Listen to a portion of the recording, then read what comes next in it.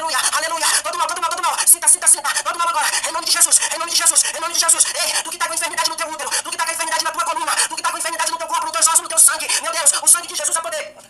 No dia 30 ninguém pode sair de casa, porque a gente tá de lockdown. Só por isso mesmo. A profecia do dia 30. Você acredita no que você quiser. Mas eu só acredito em coisas que estão 100% embasadas na Bíblia. E essa profecia vai de encontro a algo muito importante da Bíblia. O pastor usou o cavaleiro amarelo. Logo ele tá falando do final dos tempos, Apocalipse. Sim, o cavaleiro amarelo é descrito na Bíblia como o cavaleiro da morte. Você pode ler mais sobre isso em Apocalipse 6:8. Mas a pergunta é, em que lugar da Bíblia diz que o cavaleiro amarelo virá no dia 30 de março de 2021? Na verdade diz o contrário. Quando se trata do final dos tempos, ninguém sabe nem o dia nem a hora. Nem o próprio Jesus. O único que sabe é o Pai.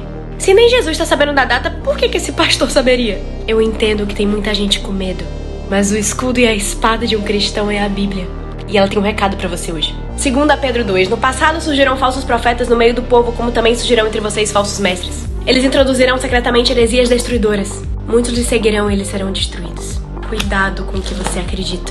Estudem a Bíblia e tirem suas próprias conclusões. A minha prima não sai mais de casa, não quer fazer nada, só agarrada no bicho. É o seu vizinho que quer comer meu cu.